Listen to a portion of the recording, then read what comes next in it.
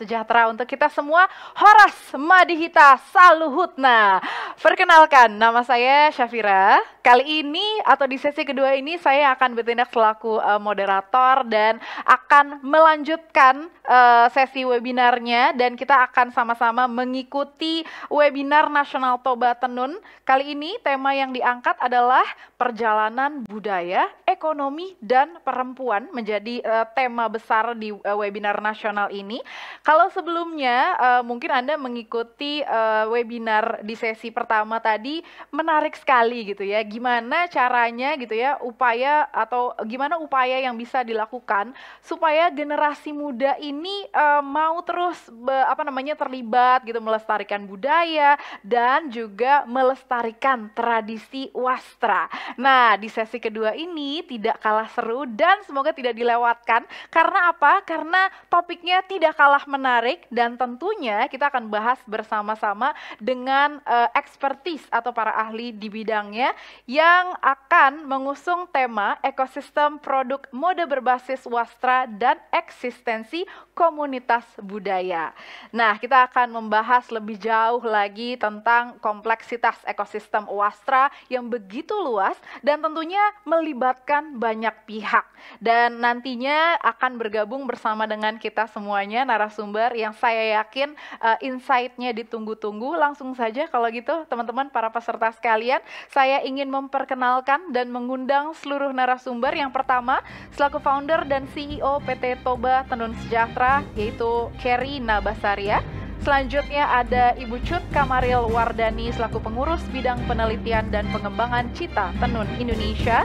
Lalu ada Ibu Ratna Panggabean selaku dosen Kria ITB dan pakar wastra Nusantara.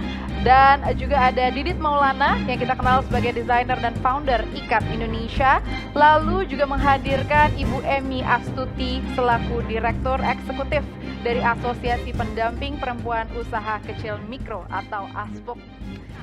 Ini penting nih Mas Didit, gimana sih caranya Ikat Indonesia terus berkomitmen yang pastinya konsistensinya tetap terjaga, tapi bukan cuma dari bisnisnya aja, tapi juga bertanggung jawab dalam menjaga ekosistemnya, terus juga eksistensi tenunnya dan terus berinovasi. Gimana Mas Didit? Oke, selamat siang semuanya, tapi walaupun siang semangatnya pagi. Terima kasih udah diundang ke sini, Mbak Kerry, Toba Tenun, tim semua, dan ada banyak sekali tokoh-tokoh inspiratif, Ibu Maril, kemudian ini juga guru saya nih, saya sering nanya-nanya sama Bu Ratna ya Bu, yang tidak semangatnya, wah ngalahin anak muda lah pokoknya. Setiap tiba-tiba ada di Sumba, besok ada di mana. Nah ini memang kalau aku bilang memang Bu Ratna ini adalah aset bangsa ya. Jadi terlalu banyak yang ada. Selalu banyak yang ada di kepalanya nih Bu Ratna, harus bagi-bagi sama kita-kita. Oke. Saya di sini senang sekali karena bertemu dengan tokoh-tokoh inspiratif ya. Saya juga ketika mempelajari Ikat Indonesia juga banyak sekali membaca buku-buku Cita Tenun dan terinspirasi juga bagaimana tenun kemudian bisa menjadi sangat cantik ya dengan warna-warna alami, kemudian strategi-strategi yang dilakukan oleh Cita Tenun Indonesia memang sangat menginspirasi kami anak-anak muda untuk kemudian semakin semangat dan tahu kemana arahnya ketika ingin mengembangkan. Nah, ketika kita ngobrolin tentang tenun, saya sangat setuju dengan yang tadi Mbak Kerry cerita di depan bahwa indigenous art harus selaras dengan indigenous voices ya. Jadi kita mengembangkan kebudayaan tanpa meninggalkan para perajin lokal yang mengerjakannya, dan saya sangat terharu dengan bagaimana Toba Tenun memiliki satu misi yang sangat mulia yang tidak hanya untuk istilahnya memperkenalkan produk, tetapi juga bagaimana ingin ikut mensejahterakan dan mengajak maju bersama para perajin. Nah, kalau saya cerita secara singkat tentang Ikat Indonesia, ini kita udah 10 tahun ya Bapak Ibu. Saya riset mulainya itu tahun 2009-2010, kemudian memberanikan diri akhirnya launching Ikat Indonesia sebagai satu platform anak muda. Waktu itu pengen memperkenalkan budaya ke generasi muda dengan menggunakan kain-kain wastra Nusantara sebagai bahan utamanya dengan model-model yang saat itu relevan dengan target market yang ingin kami gapai gitu ya. Memang setuju dengan Mbak Kerry bahwa edukasi pasar sangat penting. Itulah yang kami lakukan di awal. Saat itu adalah mengedukasi, sharing bagaimana sih kain-kain yang tadinya dipakai oleh orang tua kita atau hanya sebagai pajangan atau hanya sebagai hiasan di runner ya di meja, kemudian bisa menjadi sangat ready to wear, menjadi sangat available buat anak-anak muda pakai gitu tanpa harus ada satu kegiatan formal yang mereka harus terlibat di dalamnya. Nah, kemudian dari situ setelah edukasi, strategi lainnya adalah bagaimana kita bisa engage dengan anak-anak muda saat itu, sekarang menyebutnya influencer ya, dan bagaimana mereka bisa menggunakan platformnya mereka itu untuk memperkenalkan si budaya ini kepada generasi yang lebih luas lagi.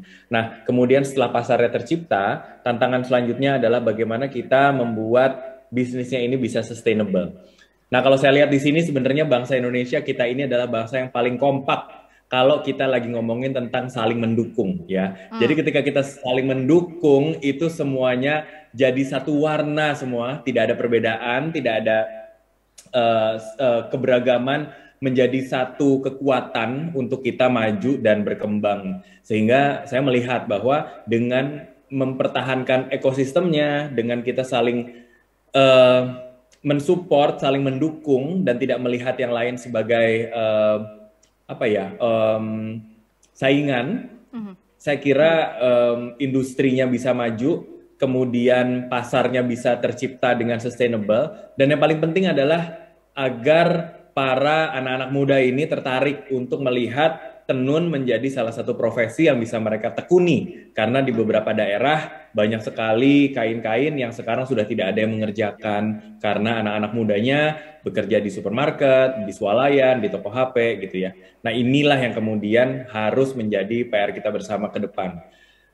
Ekosistemnya akan terus ada ketika pasarnya terus tercipta, dan buat saya adalah ketika wastra Nusantara atau produk-produk kreatif kerajinan Indonesia kemudian dia menjadi relevan dan diproduksi sesuai dengan kebutuhan yang bisa dipakai oleh orang-orang, mudah-mudahan ini bisa membuat dan menjadi strategi agar produk itu bisa sustainable gitu. Dan hari ini saya bangga banget bisa memakai salah satu hasil dari Toba Tenun ya. Saya nggak tahu nih Bu Ratna namanya apa sih, mungkin harus berguru ya, apa tumtuman bener? Oke, Bu Ratna itu motif apa Bu? Tahu nggak Bu? Atau Mesti lihat dari dekat, tapi saya lihat itu pewarnaan alam. Oh ya, tumtuman. Iya. Yes. Itu motif. Buatan mana? Iya, itu motif kontemporer kami, Bu Ratna, yang kita Itu develop gimana memang tuh, Bu dari Kerry? tumtuman. Iya, jadi turunan dari tumtuman. Very good. Iya. Dibuat di Tapi mana, Bu iya, Kerry? ada di Bu Ratna. Keren sekali ya Bu.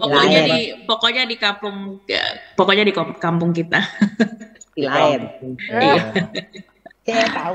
Ini sebenarnya adalah Orangnya ada di sini, ikut bahas. salah satu Lihat di daftar. cara yang jitu ya, merevitalisasi budaya, kemudian dibuat menjadi satu motif yang sangat kreatif. Jadi tidak hanya mengolah warna, tidak hanya mengolah bentuk akhir, tetapi dari awalnya memang sudah menjadi satu produk kreatif yang kolaboratif antara desainer dengan pengrajin setempat yang ada. Sedikit banyak mungkin itu juga yang dilakukan oleh CTI dan Bu Ratna selama ini, Bu. Oke, jadi sebenarnya inline dengan apa yang sudah dilakukan baik dari praktisi bersama dengan CTI juga, IKAT Indonesia juga melakukan langkah-langkah yang sama tujuannya adalah untuk saling mensupport, karena memang ngomongin tentang ekosistem gitu ya, ngomongin tentang komunitas tenun, kembali lagi harus ada proses regenerasi gitu. Dan di sini adalah dengan produk-produk modern mungkin yang dilakukan atau dibuat oleh Ikat Indonesia, sehingga mungkin ada metode yang berbeda gitu, tapi tujuannya sama, untuk sama-sama melestarikan wastra Nusantara tanpa meninggalkan core-nya atau tanpa meninggalkan warisan budayanya yang menjadi cerita menarik di balik sebuah kain gitu ya, atau di balik sebuah tenun itu sendiri. Ini jadi salah satu hal yang dilakukan oleh Ikat Indonesia untuk menjaga komitmennya dalam menjaga konsistensi dan yang pastinya bertanggung jawab menjaga ekosistem dan juga eksistensi tenun di Indonesia. Nah, gimana menciptakan hook agar generasi mudanya mau ikut berperan nih? Nah, ini pertanyaannya untuk Mas Didit. Silakan Mas Didit.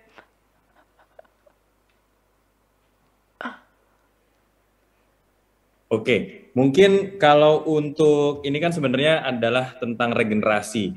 Nah, seperti yang tadi Ibu Maril juga menceritakan bahwa regenerasi atau pembaharuan atau relevansi itu akan bisa terjadi apabila memang ada keselarasan antara pertumbuhan di market juga yang harus seimbang juga dengan apa yang terjadi di ini ya, back end dalam arti kata perajinnya gitu. Nah, ini sebenarnya seperti chicken and egg karena kita menunggu mana duluan yang kuat. Tetapi kalau dari saya sih sebenarnya melihat bahwa banyak perajin sekarang mengalami ketakutan apakah ketika mereka menghasilkan sesuatu, apakah ada pasar yang bisa menyerapnya. Nah, makanya di sini dengan Tobat Tenun juga membuat satu inisiatif yang sangat baik ini, kita saling bisa bergandengan, berdampingan juga untuk sama-sama memajukan pasarnya. Karena dengan memajukan pasarnya, maka kita akan memiliki ruang untuk membuka mata pencaharian ini bisa menarik untuk anak muda. Salah satu contoh adalah ketika saya waktu itu mengerjakan seragam untuk salah satu bank di Indonesia, kemudian kami karena pesanannya juga lumayan cukup banyak waktu itu, akhirnya mau nggak mau anak muda di daerah tersebut belajar menenun, dan akhirnya sekarang ya mereka terus menjadi penenun juga. Kalau saya lihat di sini adalah memang harus secara ekonomi, secara real harus terbentuk dulu, di mana kita sebagai praktisi juga sebagai penggiat di promosi dan marketing ini harus giat memasarkan produk, tetapi di salah satu hal juga kita juga harus giat mempersiapkan para pelaku-pelaku usahanya.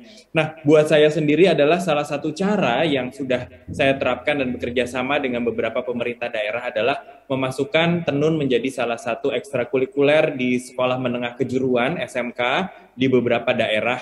Ya, yang ini sudah diterapkan di Kediri, kemudian di Denpasar juga, mudah-mudahan juga bisa nanti ada di beberapa daerah lain. Karena menurut saya dengan sesuatu